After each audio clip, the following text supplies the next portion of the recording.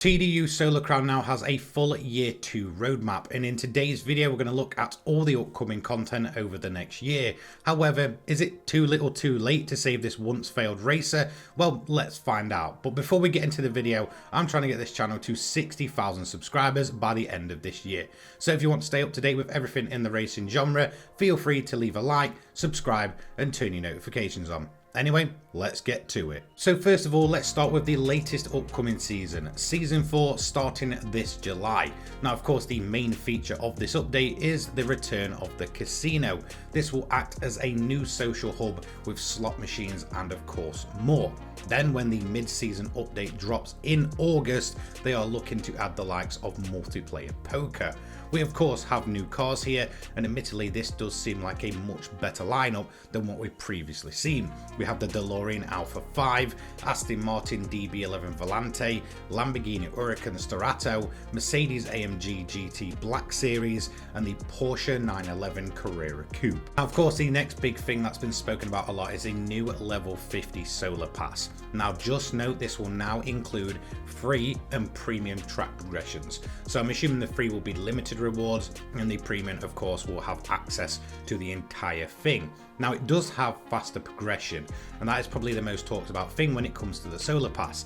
The first 3 solar passes that were released to this game were an absolute slog to grind through to the maximum level and just felt like they took far too long and the rewards were just absolutely awful.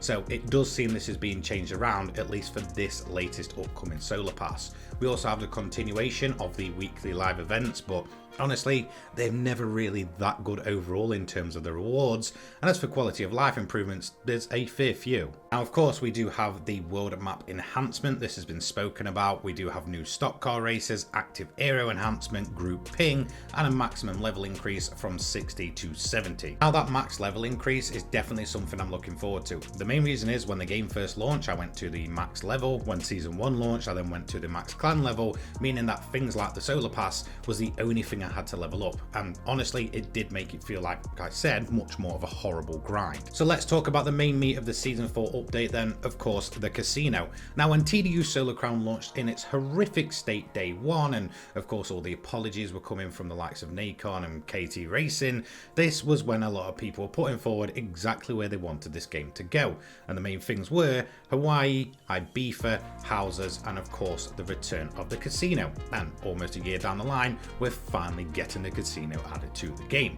However, when your game has the stigma and the, I guess, horrible reputation like Solar Crown does, it does seem that this might just be too little too late for a lot of players, and unfortunately a lot of the hype just isn't necessarily there now. For me personally, I'm excited for the casino, but I don't think this is going to be the entire saviour of TDU Solar Crown, at least at present. But for me personally, the entire best thing of this entire Season 4 update has to be the changes to ranked cars. Now, we all know that some of the coolest cars in this game that have come through the seasons currently have been locked behind ranked play. And honestly, it was completely hideous and probably the worst way to unlock cars I've ever seen since nobody played it. So these cars have been locked off to 99% of the player base for almost upwards of 6 months at a time. Now, the way it worked was, of course, they were locked behind ranked play, then a couple of seasons later they would turn up in the dealership. They've done away with that now, and you will be able to get all of these cars from day 1, and that includes the awesome Aston Martin from season 3. So for me, this is definitely the biggest single improvement to this game, and one of the most frustrating things ever being almost entirely done away with. Now of course the next big change is the premium currency diamonds, which is going to be used to purchase the premium solar pass, probably used to skip levels, and I don't know if they made any hint of this, I really can't remember for the life of me, but I wouldn't put it past them to put buyable cosmetic items there in the future in a store or something like that using this premium currency.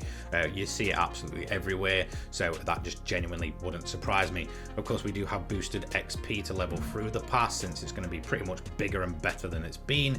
And unfortunately though, through looking through this for the season 4 pass, there's still a lot of filler in there, so I think it's going to be very hit and miss on the kind of player that you are.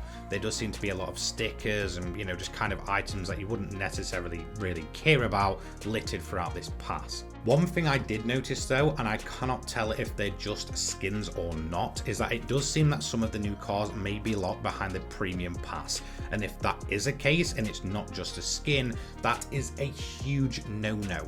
I hate when games do this. If you're going to advertise something as a kind of part of an update, have it available to unlock to all players. Again, even if it's something like Call of Duty where they put the guns in, even if you go ahead and don't purchase some premium pass, you'll mainly be getting cosmetic items and you still have access to the premium stuff, which in this case would be the cars. So if they have locked specific cars off behind the pass that's premium and of course needs real money to purchase, honestly, that's a big no-no and will probably upset a lot of people. Again, I couldn't quite tell from what I was seeing. I know some of the new cars seem to be free, like the Lamborghini there at level 50 at the end.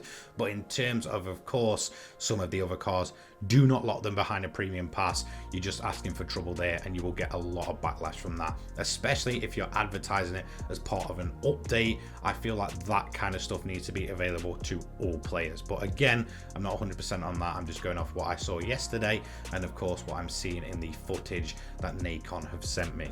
So that is just a brief touch on Season 4. I will talk about it in much more detail when we get the full notes available to us to see exactly what's coming, what fixes and more. But as for the typical trend of TDU Solar Crown, Season 4 does seem to be improving the game overall, which is always a good thing, even if it does seem a bit on the slow side at times. And in terms of the content, whilst this game started out as a very bare bones racing game, it has had a decent amount of different ways to actually play it. Honestly, combining them all so far from the first year or so, it is seemingly going in the right direction. But I don't think Season 4 is necessarily, whilst it promises a lot, going to be the entire saviour of Solar Crown. So whilst things are definitely moving in the right direction with Season 4, for me personally, where I feel this game could definitely be saved and actually end up as the TDU Solar Crown that we really wanted it to be, is Season 5 through to Season 8, which we do know a little bit more about now. So once Season 4 is done in October 2025, Season 5 will properly kick off Year 2 of content, and there was a lot of talking points. So let's begin with Season 5 then. Now, some of the main features that have been spoken about are the likes of tax emissions, economy improvements, and an overall overhaul of the actual KT racing engine, including graphics and performance, which I feel is an absolute must for this game, because truthfully I do feel at times it's incredibly lacking, especially compared to modern day racing games. And overall, Season 5 just seems to be taking the game in the proper right direction, a complete overhaul really of what we already have. Now, in my honest opinion, Season 5 really kind of feels like it's taking TDU Solar Crown from this almost kind of paid beta that we've had for the last year, which has left a massive sour taste in a lot of people's mouths, including my own, into the fully fledged game that it should have always been, and really kind of moving it towards a modern standard that it should have been adhering to. But unfortunately, if you look around, there's a lot of incredible racing games coming up over the next year or so to both console and PC. And unfortunately, with the reputation this game had from day one, I don't necessarily think even the huge changes that we're seeing in Season 5 onwards can necessarily save it. But really, the full kickoff of Year 2 is in October with Season 5. But what about Season 6, 7 and 8? Now here's the main reason why I think it might be a little bit too late. When it comes to Season 6, this seems to be a bit of a rest season. Players will get to go ahead and vote and choose whether they want detective, delivery, photography or adrenaline added to the game as a mission.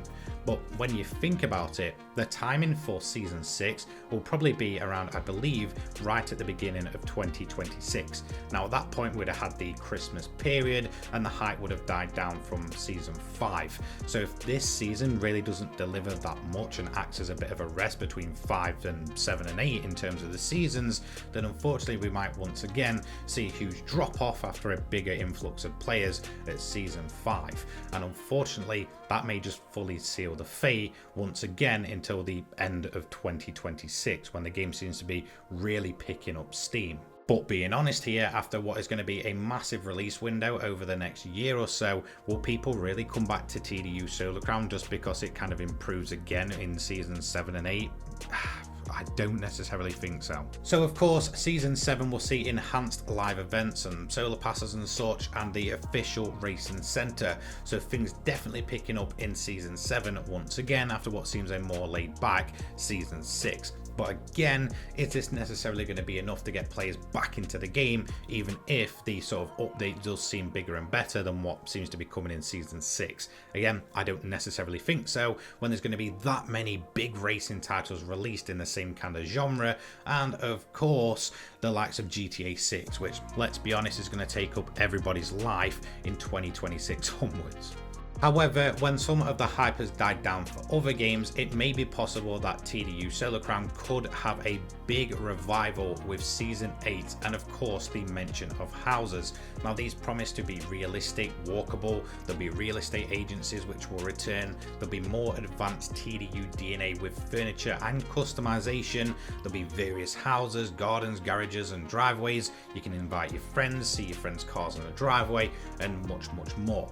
They'll also say that construction sites will pop up in earlier seasons, kind of pinpointing some of the locations where viable houses will be. It does seem in terms of the houses, they are heavily relying on this much requested feature to properly revive the game as year 2 sort of, rounds out. So whilst things could be revived as early as Season 5, it does seem that the main hope for this game is, again, over a year away. Now, of course, it is worth mentioning, like I said, this is coming right at the end of this year 2 roadmap in Season 8, but in terms of the sort of thinking and logic behind it, it probably is the best time. Why release your best update slap bang at the start of the year after the Christmas period and a bunch of newer, more fresher racing titles have released, or the middle of the year where the likes of GTA 6 is going to take up, like I said, almost everybody's time. Even if it is a completely different genre, that game is a behemoth, and any game releasing massive updates or new titles around then are probably going to be swept under the rug. Let's be totally honest there. So 100% year 2 seems to be almost like a revival for TDU Solar Crown, but unfortunately the game would have been out a while then, the hype's died down, it has the stigma from its launch. Are people necessarily going to come back to this game? I'm honestly not too sure, but as we can see, Season 5 October 2025, taxi missions, KT engine enhancements, new solar pass and live events. Season 6 in January 2026, community voted missions, Pagani returns, new solar pass and live events. Season 7 in April 2026, official racing centre, Asian vehicles, enhanced solar pass and live events, and of course Season 8 July 2026, houses, real estate agencies, and once again enhanced solar pass and live events. Throughout this entire time, you will see quality of life features, bug fixes and optimization improvements all throughout that year. As for the work in progress, there is some big things to note here. Cross-region, car selling, 8-player groups, physical stores, customization and more, and even in their long-term reflections, bikes, yachts and more. However, I do have to admit there is a bit of a kicker. If you look at the bottom, it says work in progress, subject to change, which means that not all of this might even make the cut in the end. Of course, they are looking into it, but who knows? But it is looking like year 2 is going to be a massive step in the right direction for Solar Crown, and well, even into year 3. But let's be real here, the game would have been out a massively long time by then. It has the stigma around it still from its launch, and people aren't necessarily even giving it the time of day. Is this going to do enough to really revive the game in the way that they're hoping for? I honestly don't know. If you look around, like I've said, there's a lot of big racing game releases into the year 2 roadmap and probably the year 3 roadmap as well, which is going to give people fresh racing titles to really dig into. And of course we have big game releases elsewhere. So is it too little too late for TDU Solar Crown? Let me know in the comment section down below. Anyway, thank you for joining me for this look at Season 4 and of course the year 2 roadmap for TDU Solar Crown. I'll see you in the next one. Take care guys. Peace.